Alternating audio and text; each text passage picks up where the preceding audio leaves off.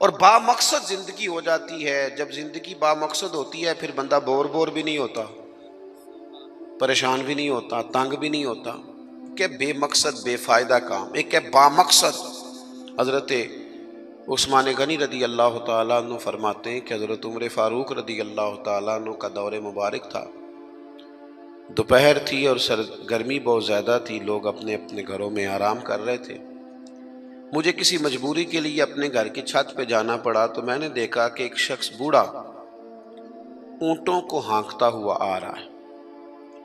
میرے ذہن میں خیال آیا کہ یار ساری دنیا دوپہر کو سو رہی ہے، شدت کی دھوپ ہے، آپ بھی سو جاتے عصر کے وقت، آپ اونٹوں کو چلا لیتے. یہ کون ہے جو اس وقت بھی؟ کہتے میں کچھ دیر رک گیا، لیکن جیسے ہی وہ میرے قریب آئے، وہ کوئی عام آدمی تو نہیں، وہ تو حضرت عمر فاروق ہے رضی اللہ تعالیٰ. آپ فرماتے ہیں کہ میں جھٹ سے سیڑھیوں سے نیچے اترا اور میں نے جناب عمر سے عرض کی کہ حضور اس وقت آپ؟ فرمانے لگے یہ مال غنیمت کے 2 اونٹ بھاگ گئے تھے، انہیں پکڑنے گیا تھا. میں نے عرض کی حضور کسی غلام سے کہہ دیتے. فرمانے لگے مسلمانوں کے مال کی حفاظت کی ذمہ داری میری ہے، غلام کی تو نہیں نا. اب ایک مقصد ہے نا کہ میں نے ایک ڈیوٹی کرنی ہے، میں نے ایک خدمت کرنی ہے. میں طالب علموں سے کہتا ہوں، علماء سے نہیں، طلباء سے میں کہتا ہوں آپ سارا دن کیوں شکوا کرتے ہیں؟ آپ کمیٹی کی مسجد سمجھ کے اس کی خدمت نہ کریں، اللہ کا گھر سمجھ کے کریں. مسجد کمیٹی کی نہیں ہوتی، مسجد اللہ تعالیٰ کا گھر ہوتی. اللہ کا گھر جان کر آپ اس کی خدمت کریں گے تو آسانی ملے گی. میری بات پر توجہ کریں جی، بیٹھ جاؤ بیٹا، اللہ آپ کو خوش رکھے. تو اپنی زندگی میں با مقصد کام جب ہم کرتے ہیں تو پھر تھوڑی سی سکون محسوس کرتے ہیں. اسی طرح سے نبی کریم علیہ السلام کا ایک تو یہ فرمان ہمیں مقصد بتاتا ہے. ایک دوسری بات سنیں، حضور علیہ السلام نے فرمایا، اچھا میں یہ سمجھتا ہوں کہ نبی پاک علیہ السلام کی اس ایک حدیث پر عمل کر لیا نہ جائے نا، جو ہم سب کو آتی بھی ہے، تو سارے ملک میں سکون ہو جائے، سارے گھروں میں قرار آ جائے، سارے خاندانوں میں خوبصورتی آ جائے. حضور علیہ السلام نے فرمایا تم میں سے کوئی اس وقت تک مومن نہیں ہو سکتا جب تک اپنے بھائی کے لیے بھی وہی پسند نہ کرے جو اپنے لیے پسند کرتا ہے. آتی ہے نا سب کو حدیث پاک؟ ہاں نہ تو کرو نا. چلو جس کو نہیں بھی آتی تھی اس نے ابھی سن تو لی ہے نا. حضور نے فرمایا تم میں سے کوئی اتنی دیر تک مومن ہو سکتا جب تک وہ جو اپنے لیے پسند کرتا ہے وہی اپنے بھائی کے لیے بھی. حدیث ہے نا، آپ نے سنی ہوئی ہے نا. ایسے ہی ہے، ایسا ہوتا بھی ہے کہ ہم جو اپنے لیے پسند کرتے ہیں وہی بھائی کے لیے بھی کرتے ہیں. ہوتا ہے ایسے. ہم پتہ کیا کرتے ہیں، دکان پہ کپڑے خریدنے جائیں نا تو کہتے ہیں یار کوئی کپڑے دکھا، سوٹ سلوانا ہے، تو 2-4 جوڑے خود لے لیے. پھر اسی انہوں آکید ہے ہوں کوئی دین دوان والے بھی وکھا. وہ کڑے ہوں نا جڑے پان والے نہیں ہوں. ایسی بات ہی ہے نا. اب جو دینے ہیں وہ بھی، یعنی وہ بڑا نیکی کر رہا ہے امیر آدمی، اپنے نوکر کو کپڑے دے رہا ہے، کہتا ہے یہ بالکل ٹھیک ہے، میں نے بس 2 دفعہ ہی پہنا پہ نیا بالکل. وہ بھائی نواں ہوتا تو نہیں سی دینا، بالکل ٹھیک ہوتا تو دیتا. ہم کیا کرتے ہیں، ہم ماحول اس طرح کا ہم نے بنا لیا ہے کہ اپنی ذات، اپنے بچے، اپنا گھر، اپنا ادارہ اس میں بند ہو جاتے ہیں. ایک سوچ جو امت کی سوچ ہے، جو قومی اور عالمی سوچ ہے، اس سوچ کے مطابق ہم کوئی کام نہیں کرتے. جب تک کہ ہم حضور کے اس مقدس فرمان پر نہیں غور کرتے کہ جو میں نے اپنے لیے پسند کرنا ہے وہی اپنے. تو مجھے بتائیے جب یہ سوچ ہوگی تو کوئی بندہ ملاوٹ والی چیز بیچے گا، غلط چیز سیل کرے گا، دنیا کو دھوکہ دے گا. لیکن ہم تو غور ہی نہیں کرتے، بس حدیث سن لی معاملہ ختم ہو گیا. آپ دیکھیں امام غزالی فرماتے ہیں نبی پاک علیہ السلام کے ساتھ حضور کے غلام تھے. ایک درخت پر محبوب نے اشارہ کیا کہ یہاں سے 2 مسواکیں اتاریے. سادی سی بات ہے نا. مسواکیں اتار لی گئیں، خادم اتار لایا، اس نے لا کے حضور کی بارگاہ میں پیش کی. ایک مسواک بالکل سیدھی تھی، ایک تھوڑی ٹیڑھی تھی. اب مسواک تھوڑی ٹیڑھی بھی ہو تو دانتوں پر چلنے سے انکار تو نہیں نہ کرتی، نہ کوئی دانت صاف کرنے میں کوئی حرج ہوتا ہے. تھوڑی سی ٹیڑھی تھی، ایک ذرا سیدھی تھی. تو تو نبی کریم علیہ السلام کی خدمت میں غلام نے دونوں پیش کر دی تو محبوب نے ٹیڑھی مسواک رکھ لی اور سیدھی حضور نے غلام سے فرمایا کہ یہ آپ، آج کل تو یہ کام الا ماشاءاللہ مذہبی لوگ بھی نہیں کرتے. میں ایک جگہ دینی مدرسوں کے اہتمام کرنے والے جو لوگ تھے ان کی میٹنگ تھی، تو وہاں ایک صاحب نے بڑا تقویٰ بیان کیا، کہنے لگا میں نے کبھی مدرسے کی روٹی نہیں کھائی، حالانکہ مدرسے کا محتمم ہوں، میں نے نہیں کبھی چکھی، اتنا پرہیزگار ہوں. بعد میں میری باری آئی تو میں نے کہا جی میرا خیال ہے کہ آپ وہی روٹی کھایا کریں جو مدرسے میں پکتی ہے، آپ تقویٰ بدل دیں. آپ کو پتا تو وہ بیچارے بچے کھاتے کیا ہیں. جو کچھ کمیٹی کے صدر کے گھر پکتا ہے اور جو محتمم کے گھر پکتا ہے اسے غور کرنی چاہیے کہ طلباء کو وہی دے رہا ہے، ان کے ساتھ بھی رویہ وہی ہے. کیوں نہیں ان چیزوں کو سمجھتے کہ ہمیں نبی پاک علیہ السلام نے کن مقاصد حیات سے آگاہ کیا. اللہ کے حبیب علیہ السلام نے فرمایا ٹیڑھی مسواک مجھے دے دو. عرض کی حضور میرے ماں باپ قربان ہو، میری روح میری جان قربان ہو، آپ سیدھی رکھیں. حضور نے فرمایا نا بھئی، میں نے خود ہی تو امت کو قانون دیا ہے کہ مومن وہ ہے جو اپنے لیے پسند کرے وہی اپنے بھائی کے لیے بھی پسند کرے.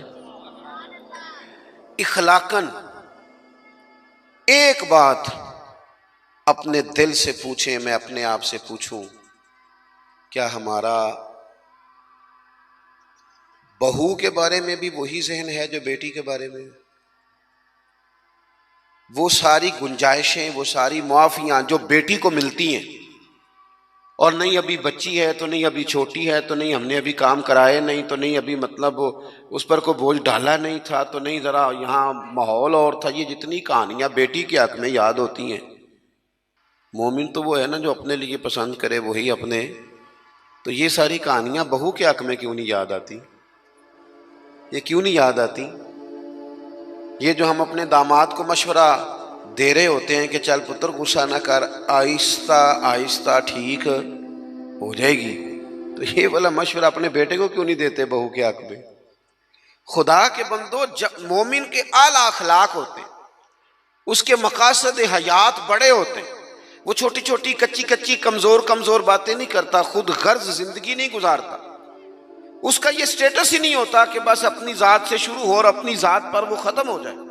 وہ بڑی باتیں کرتا ہے، بڑے خیالات کا مالک ہوتا ہے، بڑے حوصلے ہوتے ہیں اس کے، اس کا ظرف بڑا ہوتا ہے، اس کی سوچ بڑی ہوتی ہے، اس کا مزاج بڑا ہوتا ہے. تو اپنی زندگی کے اندر حضرت بایزید بسطامی رحمۃ اللہ علیہ کا ایک یہودی پڑوسی تھا اور مخالف بھی بڑا تھا. ساری زندگی اس نے حضرت بایزید کی مخالفت کی. کچھ لوگوں کو پتہ ہوتا ہے کہ جس کی میں مخالفت کر رہا ہوں بندہ ٹھیک ہے، پر اندر کے حسد کا کیا کچھ نہیں نہ جا سکتا. ساری زندگی حسد کرتے، اس نے بھی کیا اور بڑی غلط باتیں پھیلائیں. اس سے کوئی غلطی ہو گئی، اس یہودی سے جو یہودیوں کا عالم تھا، اس سے کوئی غلطی ہو گئی. یہودی اس سے ناراض ہو گئے، حالات اس کے خراب ہو گئے، اتنا غریب ہو گیا کہ وہ چراغ جلانے کو بھی پیسے کوئی نہیں. بچہ تھا چھوٹا سا، وہ اندھیرے میں ڈرتا تھا، روتا تھا. حضرت بایزید بسطامی گھر آئے تو اپنی گھر والی سے پوچھنے لگے، کل بھی میں نے نوٹ کیا یہ بچہ روتا ہے، آج بھی نوٹ کیا. تو کہنے لگی، وہ جو گھر والوں سے پوچھا جو بھی گھر میں موجود تھا، انہوں نے کہا جناب وہ غربت ہے، آپ کو پتہ ہے اس کے حالات بڑے کمزور ہو گئے ہیں، تو بچہ اندھیرے سے ڈرتا ہے، چراغ جلانے کو تیل کوئی نہیں، پیسے کوئی نہیں، دشمن ہے، ساری زندگی مخالفت کی. حضرت بایزید نے چراغ میں بتی بھی ڈالی، تیل بھی ڈالا، اس کے دروازے پہ دستک دی. وہ یہودی باہر آیا، آ کر کے آپ کی طرف دیکھا تو آپ نے نا اس کے بولنے سے پہلے فرمایا کہ پوری گلی اور چوک دیکھ لے، بندہ کوئی دیکھ نہیں رہا، اور تو مجھے جانتا ہے میں جھوٹ نہیں بولتا، میں بتاؤں گا بھی کسی کو نہیں. یہ تو چراغ رکھ لے تاکہ تیرا بچہ سو جائے، آرام سے وہ لیٹ جائے، میں کسی سے ذکر نہیں کروں گا، تیرا میرا راز رہے گا، اور میں نے رات کو میں آیا ہوں دیکھ بھی کوئی نہیں رہا.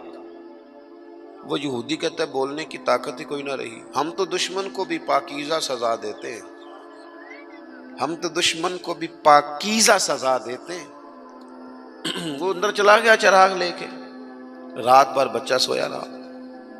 دوسرا دن پھر ہوا، شام تھوڑی سی گہری ہوئی، لوگ اپنے اپنے گھروں میں سوئے، بچہ ڈرتا تھا اندھیرے سے۔ حضرت بایزید نے پھر چراغ میں تیل ڈالا، بتی ڈالی، دروازے پہ دستک دی۔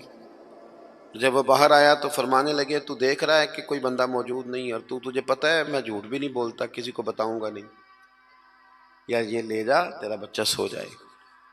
اس نے مخالفت کی ہے ساری زندگی، اس کو دے دیا، اس کا بچہ سو گیا۔ تیسرا دن پھر ہوا، وہی وقت، وہی انداز، وہی باتیں۔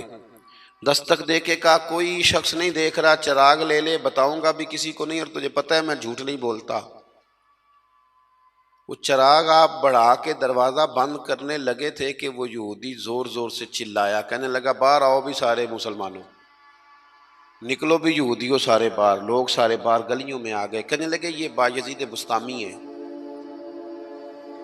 میں نے ساری زندگی جھوٹے الزامات لگائے، آج جب میری حالت یہ ہے کہ میرے اپنوں سے مجھے کوئی پوچھنے نہیں آتا، اس شخص سے میرے بچے کا رونا نہیں دیکھا گیا، یہ تڑپ گیا ہے کہ کسی کا بچہ کیوں روئے، یہ روز مجھے چراغ جلا کے دے جاتا ہے، گھر میں میرے روشنی ہو جاتی ہے، بچہ میرا سو جاتا ہے، پر میں ساری رات نہیں سوتا۔ میں آج تم سب کو گواہ بنا کے کہتا ہوں، جو جو میں نے ان کے بارے میں زندگی بھر کہا وہ سارا غلط تھا، اور یہ بھی تمہیں بتاتا ہوں کہ پہلے میں نے دین اسلام سنا تھا، 3 دن ہو گئے میں دین کو دیکھ رہا ہوں، پہلے سنا تھا میں دیکھ رہا ہوں۔ کہنے لگا، میں تم سب کو گواہ بنا کے کہتا ہوں کہ بایزید بھی سچے ہیں، بایزید کا دین بھی سچا ہے، اور جس رسول کا یہ کلمہ پڑھتے ہیں وہ رسول بھی سچے ہیں۔ اس نے کلمہ پڑھا اور مسلمان ہو گیا۔ ہمارا یہ حال ہے کہ سگا بھائی کہتا ہے کہ مجھے کارنر والا پلاٹ چاہیے، وہ پھر ساری باتیں یاد آ جاتی ہیں اس کو، کہتا ہے کارنر والا چاہیے چونکہ کام تو پہلا میں لگا سا، کمائی تو پہلے میں نے کی تھی، لہذا چھوٹا بھائی جو ہے وہ تو دیر سے آیا تھا تو اس کا تو حق ہی نہیں بنتا، وہ پیچھے جائے، اور کارنر والا پلاٹ یہ زیادہ دیر نہیں لگے گی، 20-25 سال گزریں گے۔ اس طرح آپ والد کو پریشان کریں، اس طرح آپ کے بچے آپ کو کریں گے، خدا نہ کرے۔